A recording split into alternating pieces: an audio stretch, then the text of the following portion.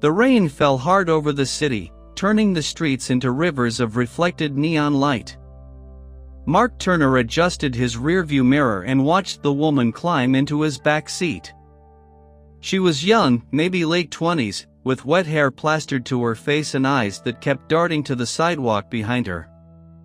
She slammed the door shut and gave the destination, the Grand Avenue Hotel, in a breathless voice, urging him to drive fast.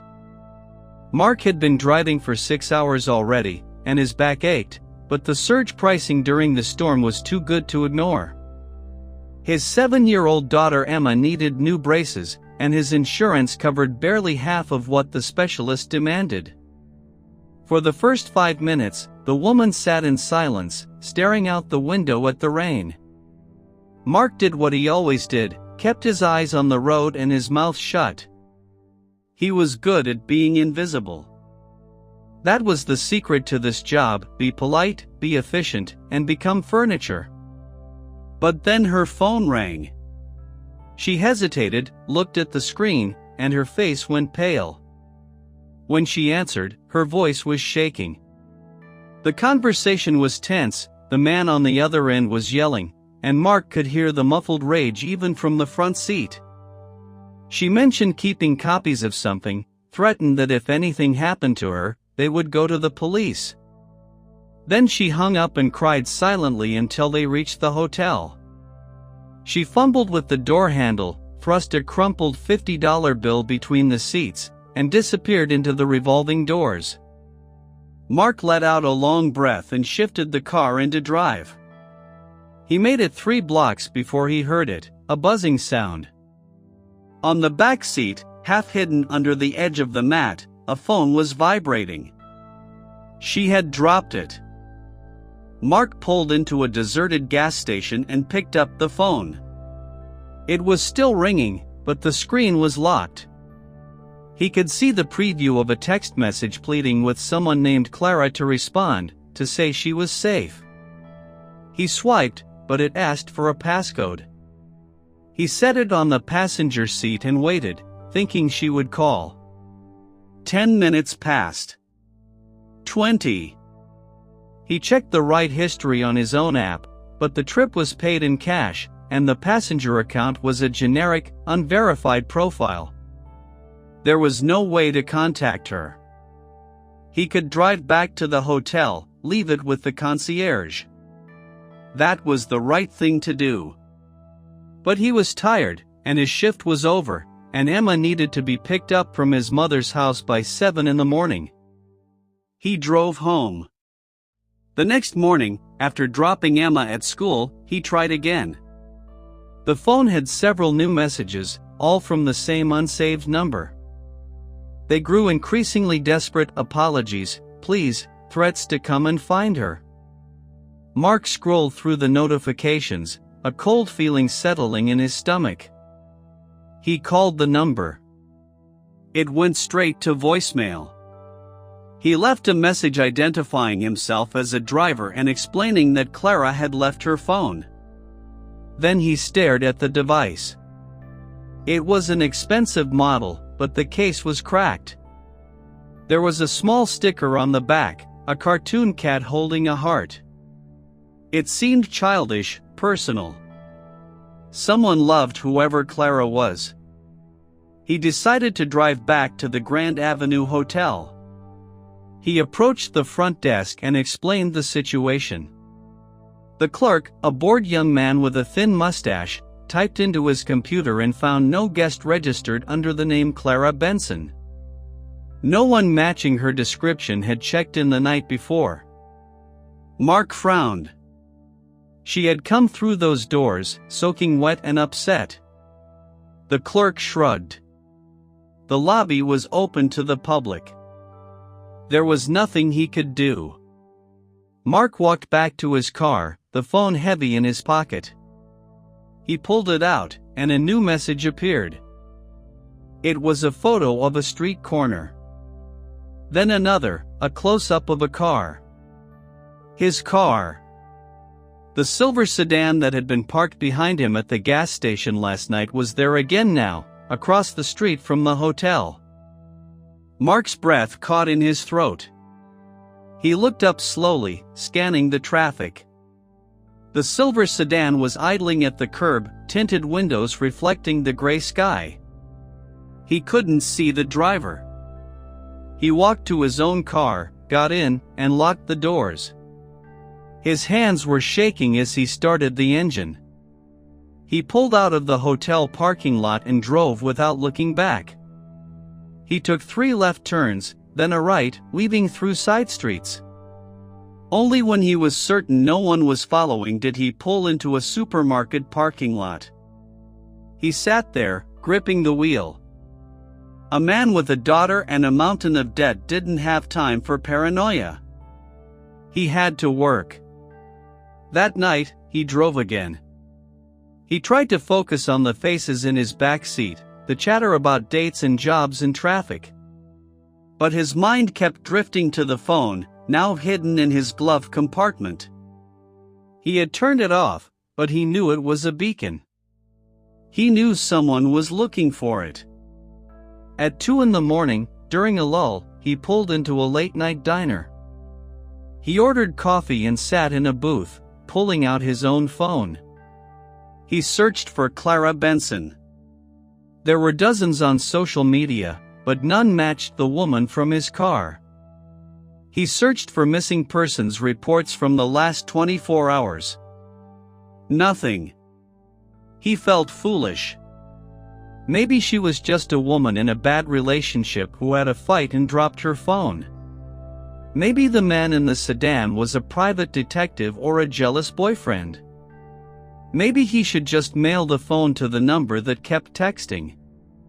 But then he remembered her voice. The fear.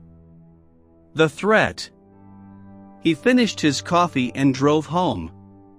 The next morning, he woke to a sound. It was faint, a creak. He lived alone, Emma was at school. He lay still, listening. Another creak, from the living room. He reached for the baseball bat beside his bed and crept to the door. He peered through the crack. A shadow moved near the window. He pushed the door open and flipped the light switch. The room was empty. But the window was open a crack. He never opened that window. And on his coffee table, placed perfectly in the center, was Clara's phone. He had hidden it in his glove compartment. It was here now, screen glowing, a single message displayed, "Stop looking."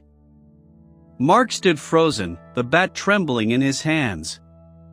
He scanned the room, checked the locks on the door, still bolted from the inside. The fire escape. He rushed to the window and looked down. The ladder was extended, swaying gently in the morning breeze.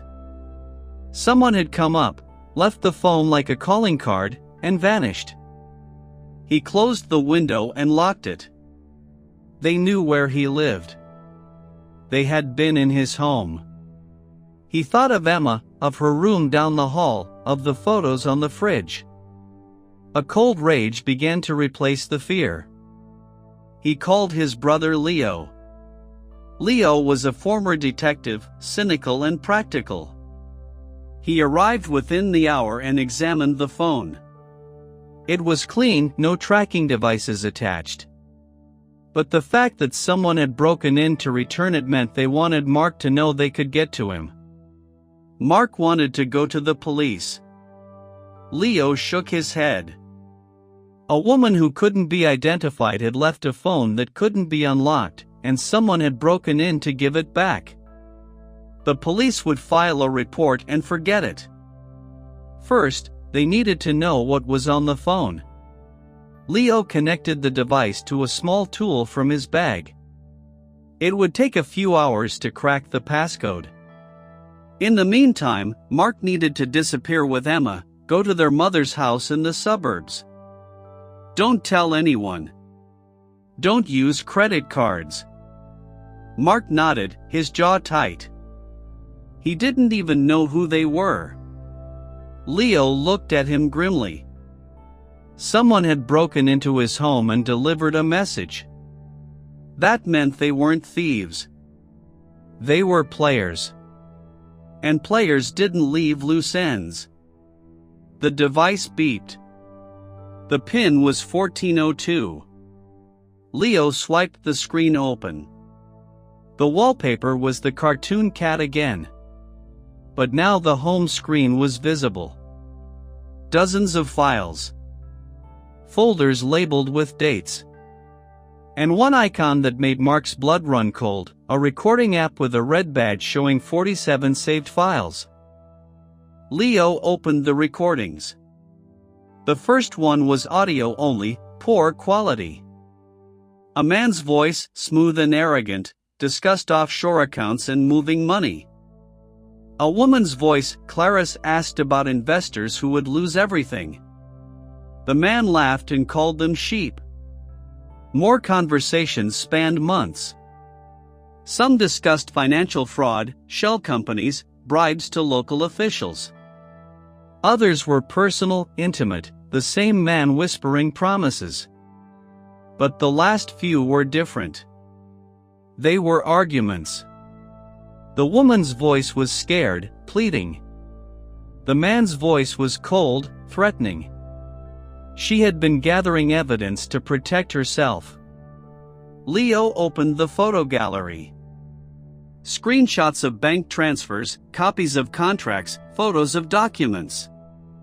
And then, a photo of a man. Middle-aged, distinguished, in a tailored suit at a charity gala. Leo zoomed in. He recognized him. Victor Hayes. Real estate mogul. Runs a big development company. He was in the papers all the time, cutting ribbons, shaking hands with mayors. Philanthropist of the Year. Mark stared at the photo. The charming smile. The confident eyes. This was the man on the phone, yelling at Clara. This was the man whose men had broken into his apartment. Mark's phone rang.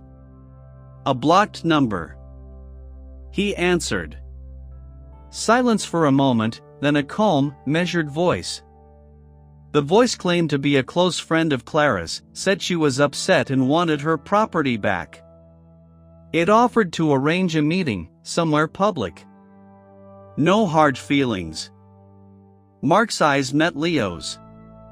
The voice was smooth, reasonable, exactly like the man in the recordings. Mark denied having anything. The voice chuckled softly. It mentioned Emma by name, called her lovely, suggested it would be a shame if the misunderstanding escalated. It would call back in an hour. The line went dead. The room was silent. Leo was already on his feet, grabbing his jacket. They were leaving now. Mark would get Emma from school, and they wouldn't stop anywhere. Mark's hands were shaking as he grabbed his keys. The man knew her name. He knew about Emma. Leo's face was set. That call confirmed everything. Hayes knew about the phone, knew Mark had it, and he was scared enough to threaten a child. The evidence was real. It was damaging. They drove to the school in silence. Mark kept checking the rearview mirror. Every car was a threat. Every pedestrian was a watcher. He picked Emma up, hugging her tighter than usual. She squirmed. He forced a smile and apologized. He took her to his mother's house in the suburbs, an hour outside the city. His mother, a sturdy woman who asked no questions when she saw Leo's face, simply took Emma inside and promised to keep her safe.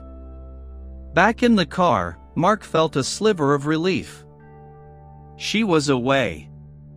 She was safe. Now he could focus. Leo had brought the phone and his equipment. They sat in the car outside the mother's house, watching the quiet street. Leo suggested taking the evidence to the FBI. Hayes was too big for local cops, who might be compromised or slow. Federal level, white-collar crime, that was their lane. But they needed to be smart. They couldn't just walk in.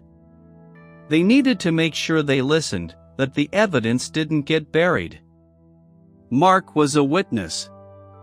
He had heard Clara on the ride. He had the phone. He had the break-in and the threat. That was a lot. Mark nodded, but his stomach churned. He was just a driver who wanted to pay for braces. Now he was holding evidence against a millionaire who threatened his daughter. Mark's phone buzzed. A text from an unknown number. It was a photo of his mother's house, taken from across the street. The timestamp was 2 minutes ago. Mark's blood turned to ice. He whipped his head around, scanning the quiet suburban street. A delivery van was parked a few houses down. A sedan with dark windows was slowly turning the corner. They had been followed. Leo grabbed his arm and warned him not to react. "Start the car. Drive. Now." Mark started the engine and pulled away, forcing himself to drive at a normal speed. The sedan didn't follow. Neither did the van. But the damage was done. They knew where his mother lived. They knew where Emma was. They couldn't go to the FBI from there. They would be watched. They needed to draw the pursuers away, give the feds time to get to them first. Leo pulled out his phone and dialed an old contact, a retired FBI agent who would know the right channel. He spoke quickly, giving the address of Mark's mother's house, explaining the situation. When he hung up, he said a field office 2 hours away was sending a team. But they couldn't wait there. They needed to lead Hayes' men away from the family. Mark nodded. They drove back toward the city. They made noise. They made themselves visible. They bought time. The sun was setting. The road was empty. For a while, Mark thought maybe they had lost them. Then he saw the headlights in his mirror. A single pair, maintaining a steady distance. Not close enough to be threatening, but close enough to be seen. A reminder. They were there. Mark's phone rang. The blocked number again. He answered. The smooth voice was back, but there was an edge now. It commented on how complicated Mark was making things. A simple exchange was all that was wanted. Now others were involved: his brother, his mother, his daughter. Mark gripped the phone. The voice claimed no desire to hurt anyone. It just wanted the phone and the files. Hand them over, walk away, go back to rides and medical bills. Mark looked at Leo. Leo shook his head slowly. Mark said he needed time to think. He had until midnight. Then the asking would stop being nice. Then line went dead. Leo pulled off the highway at a busy truck stop. Lights blazed, trucks rumbled, people milled about. He parked near the entrance of a 24-hour diner. In a crowd, they had witnesses. No one would try anything here. They went inside, ordered coffee, and sat in a booth by the window. The phone, Clara's phone, lay on the table between them. Mark stared at it. It felt like a live grenade. He wondered quietly if they should just give it back. Leo shook his head. The man on the phone had mentioned files being copied. He knew they had seen everything. Giving back the phone wouldn't change that. They were witnesses now. They knew about the fraud, the threats, the offshore accounts. A man like Hayes didn't leave witnesses. Mark's phone buzzed. Another text. A video. He opened it. Footage from inside his own apartment from earlier that day. The camera panned slowly across his living room, his kitchen, paused at the door to Emma's room. The message below mentioned her toys and set the midnight deadline. Mark shoved the phone away. They had been in her room. Leo's face was pale. They were pushing. They wanted fear, desperation. Don't break. But Mark was already breaking. He thought of Emma's small bed, her stuffed animals, her drawings on the fridge. Those men had stood there. They had touched her things. A waitress refilled their coffee. Mark stared at her ordinary life and envied it. Leo suddenly looked out the window. The sedan from the highway was there, 2 cars over, idling near the gas pumps. The driver was invisible, but they were there. Waiting. Watching. Midnight was still hours away, but the pressure was already unbearable. Leo slid the phone into his pocket. They walked out together, went to the truck. If they were followed, they would drive to the police station and create a scene. They walked out into the cool night air. They made it to Leo's truck. The sedan didn't move. Leo started the engine and pulled out slowly. The sedan stayed put. For a moment, hope flickered. Maybe they were backing off. Leo shook his head. They were hurting them, wanting them to go somewhere quiet. He was right. A few miles down the road, another car joined them from a side street. Then another. 3 vehicles now, spaced out, maintaining a loose formation. They were being boxed in. Leo didn't head for the police station. He headed for the highway, accelerating. The cars accelerated with him. He swerved suddenly, taking an exit ramp at the last second. 1 car followed, the others overshot. Leo pushed the truck hard through the dark streets of an industrial area. Warehouses, chain-link fences, empty lots. He turned down a narrow alley, killed the lights, and stopped. They sat in darkness, listening to their own breathing.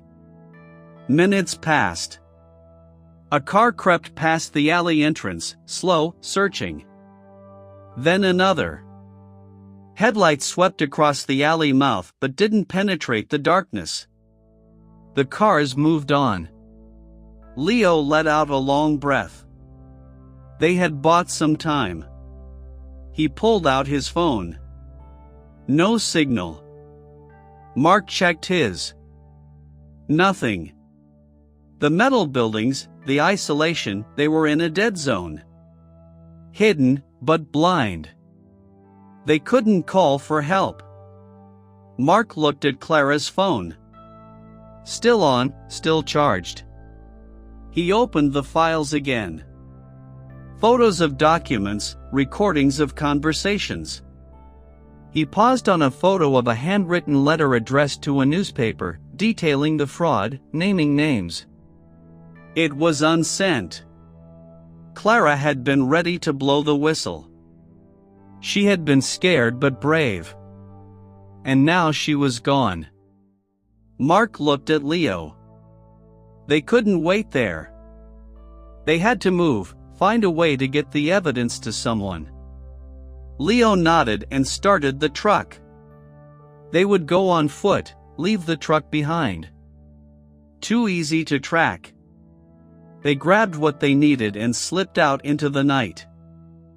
The industrial area was a maze of dark streets and locked gates. They walked quickly, keeping to the shadows. Every sound made them flinch, the bark of a distant dog, the rumble of a truck, the skitter of a rat. They emerged onto a wider road lined with shuttered businesses and a single gas station glowing like an island in the darkness. It was open. A few cars were parked, travelers grabbing snacks, truckers fueling up. Safety in numbers. They walked toward it. Inside the bright convenience store, Mark felt exposed. The fluorescent lights seemed to scream for attention. He bought coffee and water. Leo stood by the window, watching the road. A car pulled into the lot. Not the sedan. A minivan, a family piling out. Normal life, so close and so far away. Mark's phone buzzed. Signal. A flood of messages from his mother, asking where he was. And then one from an unknown number. The FBI team was en route. ETA 30 minutes. Stay put. Relief washed over him. 30 minutes. They just had to survive 30 minutes. He showed Leo the message. Leo nodded but kept scanning. Hayes had men everywhere. They didn't know who was watching. They stood near the coffee station, trying to blend. Two men entered the store. Rough, hard-eyed, dressed in work clothes. They split up, one walking down the snack aisle, the other heading for the counter. They didn't look at Mark or Leo. But something felt wrong. The one at the counter talked to the cashier, but his eyes kept flicking to the window, to the reflection. Leo nudged Mark.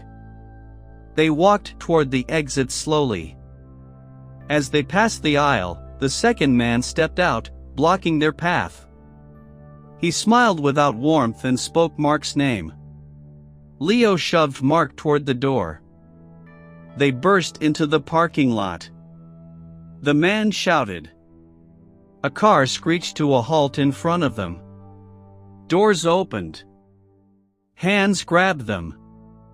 Mark fought, but a blow to his head sent him sprawling. The last thing he saw was the blur of the gas station lights, and then darkness. Mark woke to the smell of dust and old wood. His head throbbed.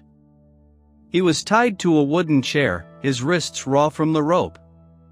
The room was dim, lit only by a single bare bulb swinging overhead.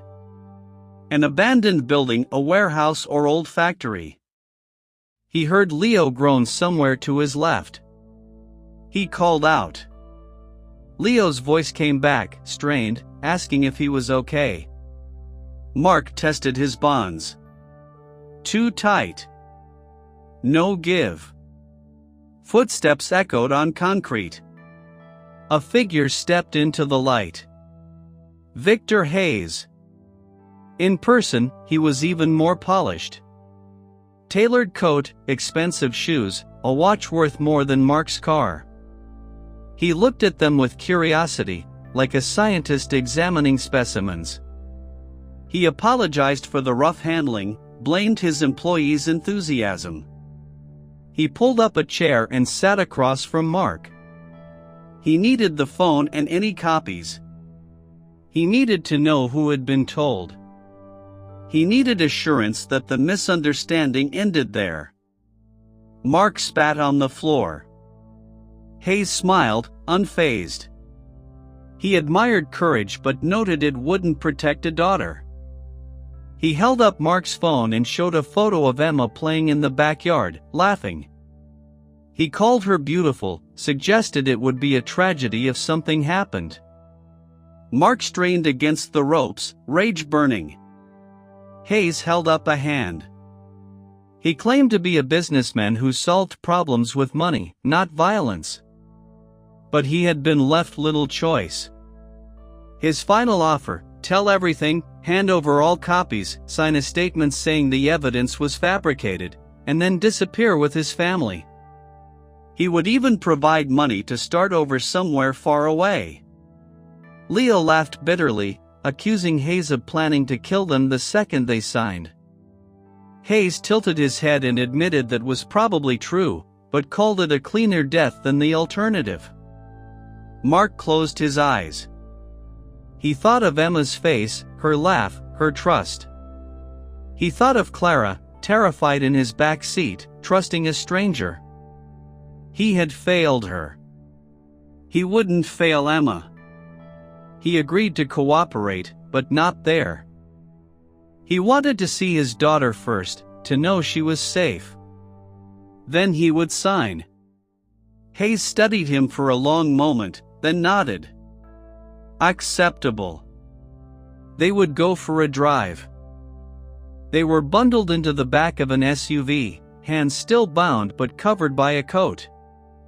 Two of Hayes' men sat on either side. Hayes rode in the front passenger seat. The city lights gave way to suburbs, then to the darker roads leading to Mark's mother's house. Mark's heart pounded. He didn't have a plan. He just needed to see Emma one last time. The SUV slowed and stopped a block from the house. Through the trees, Mark saw the warm glow of the kitchen window. His mother's silhouette moved past. And there, for just a moment, Emma's small face appeared at the window, looking out at the night. Hayes commented on her beauty and repeated his threat.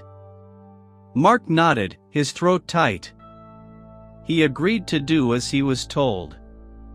He just wanted to see her, to say goodbye. Hayes refused.